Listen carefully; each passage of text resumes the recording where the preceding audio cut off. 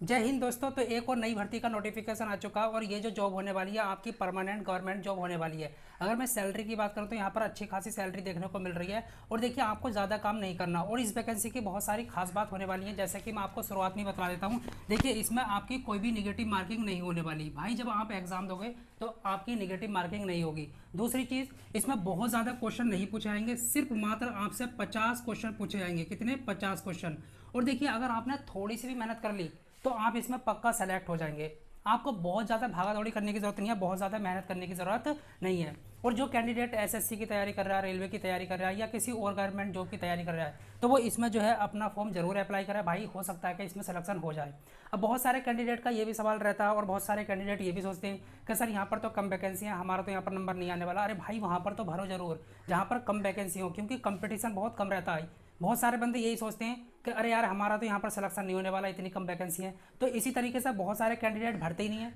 तो देखिए वहाँ पर जो है कंपटीशन कम हो जाता है। मान के चलो 100 वैकेंसी हैं तो हो सकता है कि बस मुश्किल से 4-5 हज़ार लोगों ने ही अप्लाई किया हो। अब बतलाइए 4-5 हज़ार लोगों में 100 वैकेंसी हैं तो भाई 100 लोगों का तो यहाँ पर सिलेक्शन हो गई।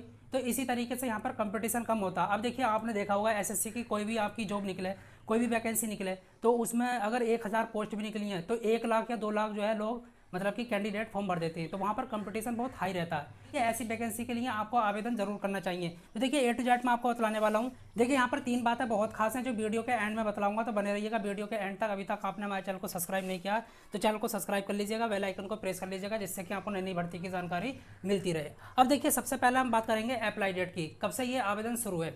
तो आप कब से कब तक इसका आवेदन कर सकते हैं? आप 25 अगस्त से 20 सितंबर 2024 तक इसका आवेदन कर सकते हैं। ठीक है, 25 से शुरू हो चुके हैं, आप फॉर्म भर सकते हैं, अप्लाई कर सकते हैं। अब देखिए पोस्ट की बात करेंगे, यहाँ पर कितनी वैकेंसी देखने को मिल रही है। यहाँ पर आपकी 300 वैकेंसी देखने को मिल रही है। अब बहुत सारे कैंडिडेट यही सोचते हैं जो मैं आपको बतला चुका हूँ कि यार इतनी कम वैकेंसी है, यहाँ पर हमारा सिलेक्शन नहीं होगा। अरे भाई होगा, ज़रूर होगा।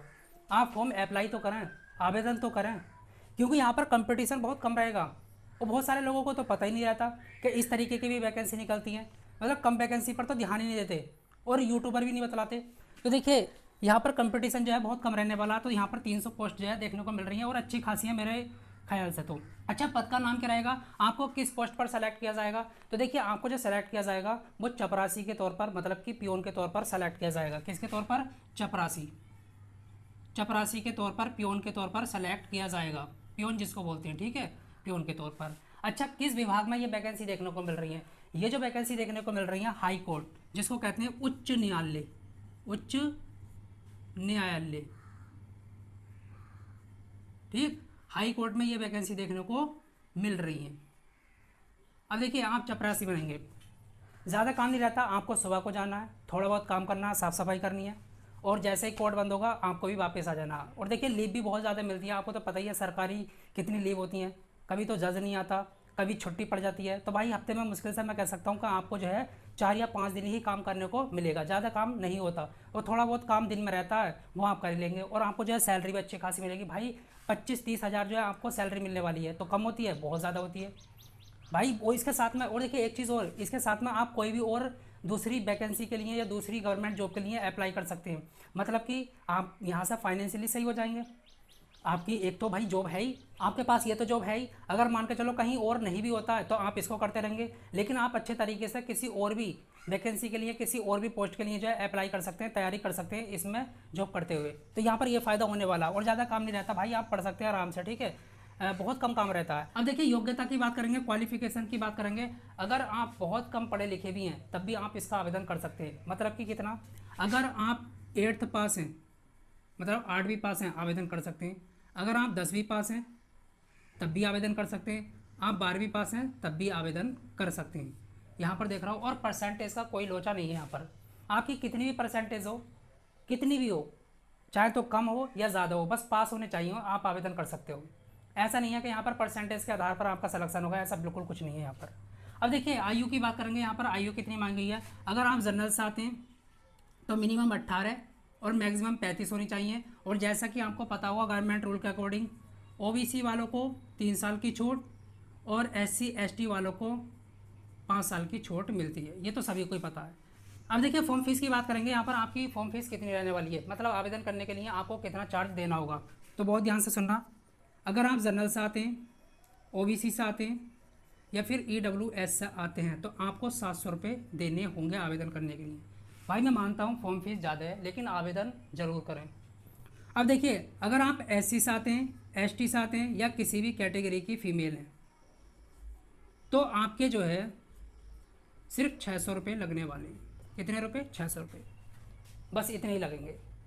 याद रखना इस चीज़ को। ऑल इंडिया की वैकेंसी है, ऑल इंडिया की वैकेंसी है, मेल और फीमेल कोई भी अप्लाई कर सकता है, ये मैंने आपको बता दिया। अब चयन प्रक्रिया क्या, सिलेक्शन प्रोसेस क्या। तो देखिए यहाँ पर सबसे पहला आपका जो है रिटन होगा, रिटन टेस्ट होगा, मतलब कि रिटन एग्ज़ाम। उसके बाद में आपका फिजिकल होगा, फिजिकल होने के बाद आपका बस डॉक्यूमेंट वेरिफिकेशन होगा और कुछ नहीं होने वाला, और आपका सिलेक्शन हो जाएगा। देखिए जो फिजिकल होगा वो क्वालिफाइंग नेचर का होगा, और मेरिट जो बनेगी वो रिटन एग्ज़ाम के आधार पर बनेगी। कितने नंबर से? 100 नंबर से। सिलेबस की बात करेंगे रिटन का क्या सिलेबस रहने वाला। देखिए आपसे जीके और करंट अफेयर के 25 क्वेश्चन पूछे जाएंगे। कितने? 25 क्वेश्चन। प्रत्येक क्वेश्चन 2 नंबर का होगा, मतलब यहाँ से 50 मार्क्स हुए। मैथ के आपसे, और बिल्कुल बेसिक सा मैथ, बिल्कुल बेसिक मैथ के आपसे 25 क्वेश्चन पूछे जाएंगे। प्रत्येक क्वेश्चन 2 नंबर का होगा, यहाँ से भी 50 नंबर हुए। तो कितने क्वेश्चन होंगे? 50 क्वेश्चन होंगे, 100 नंबर के होंगे, ठीक है।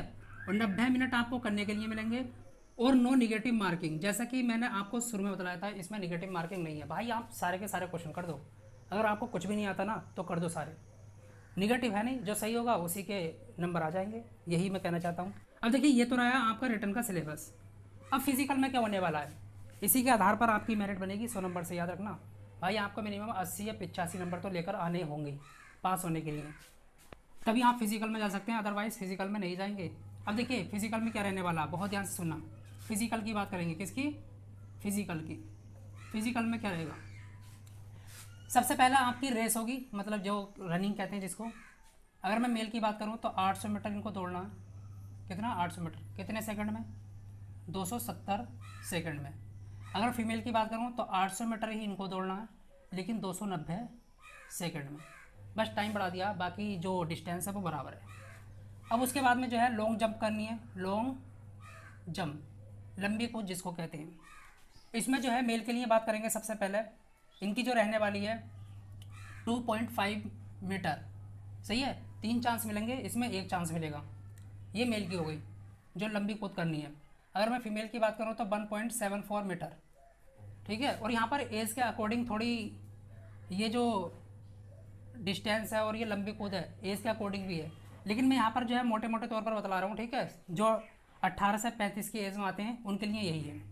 हाई जंप की बात करूँ, हाई जंप, तो इसमें जो है आपको कितना ऊंचा कूदना है। मेल की बात करेंगे सबसे पहले तो 1.14 मीटर, और फीमेल की बात करें तो 0.90 मीटर, 0.90 मीटर, ठीक है। 3 चांस इसमें मिलेंगे। तो ये रहा आपका फिजिकल, तो आप इसमें आवेदन ज़रूर करें। देखिए मैंने A to Z बता दिया। अब यहाँ पर जो है मैं आपको 3 खास बात बतलाऊँगा कौन आवेदन कर सकता है और किस तरीके से। अगर आपने ये गलती की तो देखिए हो सकता है कि डिस्क्वालीफाई हो जाए। पहली चीज़ तो ये कि जो ये आपकी वैकेंसी निकली है पंजाब हाई कोर्ट और हरियाणा हाई कोर्ट में निकली हैं, पंजाब और हरियाणा हाई कोर्ट इसमें देखने को मिल रही है। दूसरी चीज़, अगर आप ग्रेजुएशन करे हुए हैं किसी भी स्ट्रीम से, आप आवेदन नहीं कर सकते। यहाँ पर मिनिमम क्वालिफिकेशन 8वीं और 12वीं पास ही होना ज़रूरी है। इसके आगे अगर आप पढ़े हुए हैं, आपने कुछ और कर रखा है, कोई डिप्लोमा या ग्रेजुएशन या फिर पोस्ट ग्रेजुएट कुछ भी कर रखा है आपने, तो भाई आप आवेदन नहीं कर सकते। दूसरी चीज़, जो आपका पेपर होगा वो 3 लैंग्वेज में होगा, पंजाबी लैंग्वेज होगी, हिंदी होगी और इंग्लिश होगी।